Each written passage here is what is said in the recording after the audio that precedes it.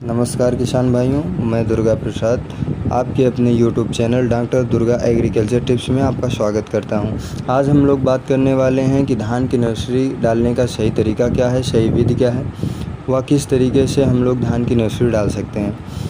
तो इसमें पहली चीज़ होती है, धान की नर्सरी डालने में सबसे मुख्य और सबसे पहली चीज़ है भूमि का चुनाव। ये 3 बातों पर निर्भर करता है। पहला, जल निकास। जिस खेत का आप चुनाव कर रहे हो उसमें जल निकास की अच्छी व्यवस्था होनी चाहिए। दूसरा है सिंचाई के साधन।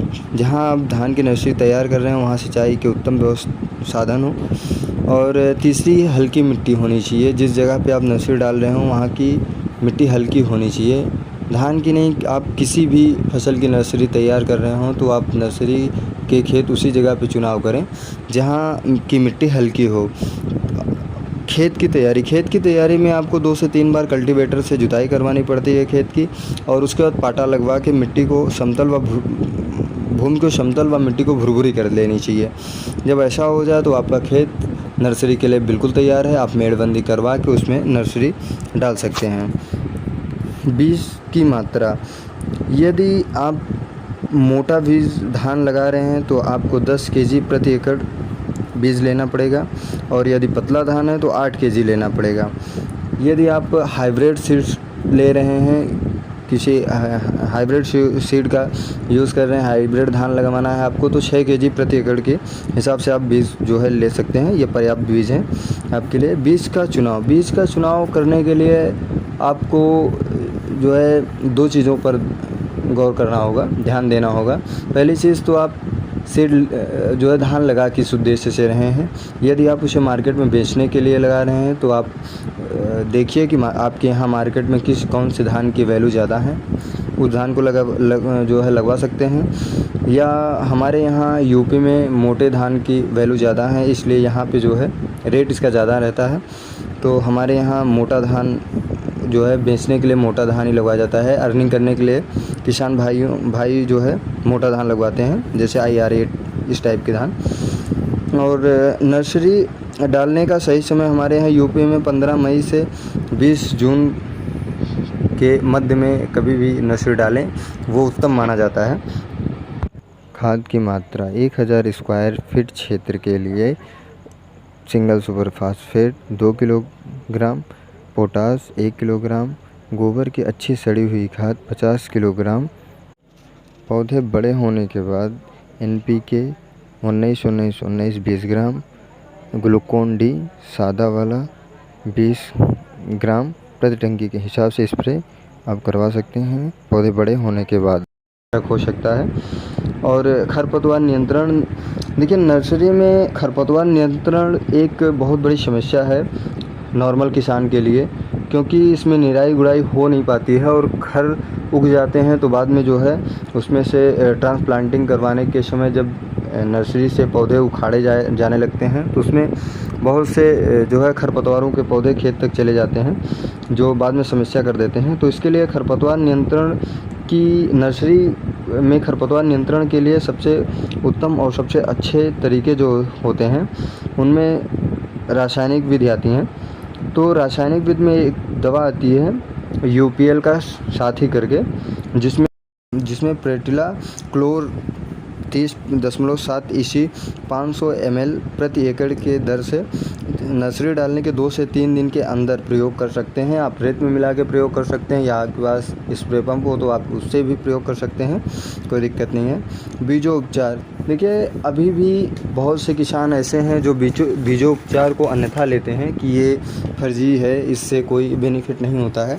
तो हम आपको बता दें कि इससे ऐसा कुछ नहीं है, इससे बेनिफिट होता है। आप इस बात पे ध्यान नहीं देते हैं। जैसे मान लीजिए आपके खेत में कोई मृदा जनित बीमारी के फंगस हैं, तो वो आपके पौधों को प्रभावित नहीं कर पाएंगे, उनमें नहीं जा पाएंगे वो।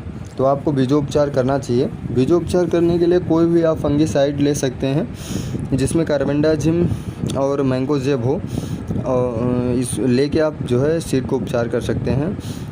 1 किलो बीज में 2 ग्राम के हिसाब से आप बीज उपचारित करें इसको डाल के। तो इसमें क्या होता है कि आप पहले बीज को पानी में, धान के बीज को पहले पानी में भिगोया जाता है। तो आप जिस पानी में धान को आपको भिगोना हो उस पानी में पहले 1 लीटर पर लीटर के हिसाब से 2 ग्राम नमक डाल दीजिए और उसके बाद उसमें बीज को डाल दीजिए। बीज को डाल के एक बार आप हिला दीजिए उसको अच्छे से, किसी डंडे या हाथ से हिला दीजिए, कोई दिक्कत नहीं है। बाद में जब वो 10 मिनट आप रुक जाइए, 10 मिनट 5 मिनट आप रुक जाइए। बाद में पानी के ऊपर कुछ धान तैरने लगेंगे तो आप उनको निकाल के बाहर फेंक दीजिए। वो मृतक धान होते हैं, वो जमते नहीं हैं। तो आप उनको निकाल के उसके बाद धान को बाहर निकाल लीजिए, उसको साफ़ पानी से एक बार धुल दीजिए ताकि उसमें से जो सीड के ऊपर नमक की मात्रा लगी हुई है वो हट जाए। उसके बाद यदि वो हाइब्रिड सीड है, हाइब्रिड बीज है, तो आप उसको उपचारित कर लीजिए कार्बेंडाजिम और मैंकोजेब से। तो जो है उपचारित करने के बाद आप हाइब्रिड सीड को कभी भी सूती बोरे से ढक के ना रखें, उसको ओपन ऐसे ही फैला दें किसी छायादार स्थान पे। उसके बाद खेत में पानी लगा के ऊपर से बीज को डाल दें। बीज को डालने के बाद ऊपर से मिट्टी या राख ये डाल दें। ध्यान रखिएगा आप रेत ना डालिएगा, बालू ना डालिएगा खेत में, क्योंकि बालू जो डालने के बाद वो काफ़ी समस्या कर देता है। ट्रांसप्लांटिंग के बाद प्लांट जब उखाड़े जाते हैं नर्सरी से तो समस्या हो जाती है, प्लांट टूट जाते हैं, वो टाइट हो जाती है।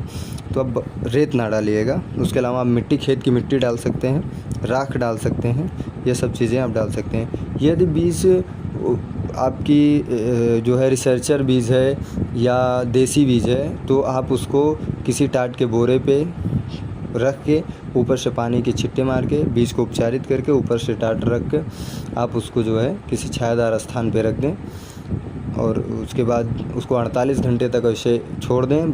ध्यान दीजिएगा कि ऊपर से टाट के बोरे से नमी ना जाने पाए, बार बार आप पानी से स्प्रे करते रहिएगा। जब बीज में अंकुरण हो जाए तो आप उसको खेत में ले जाके पहले पानी चला दें और पानी चलाने के बाद ये चीज़ भी ध्यान रखिएगा कि आपको 2 मिनट 5 मिनट 10 मिनट रुकना है पानी बंद करने के बाद, ताकि पानी एक जगह पे स्थिर हो जाए, बीज एक की तरफ ना हो पाए तो आप उस पर बीज डाल दीजिए। बीज डालने के बाद ऊपर से मिट्टी डाल दीजिए और मिट्टी डालने के बाद जो है आपकी नर्सरी तैयार हो गई।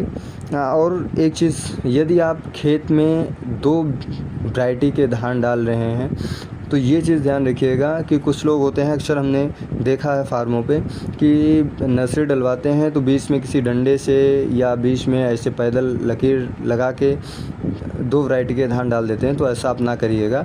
आप बीज, यदि आपको 2 प्रकार के 2 वैरायटी के बीज डालने हों नर्सरी में तो आप बीच में मेड़बंदी अवश्य कर दें और मेड़बंदी करने के बाद एक हाथ इस तरफ और एक हाथ उस तरफ बीज ना डालें।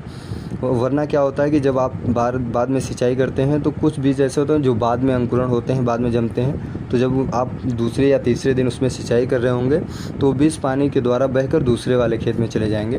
तो आप इस चीज़ का ध्यान रखिएगा और दोनों क्यारियों में अलग से एक नाली बना लीजिएगा जिससे सिंचाई करिएगा।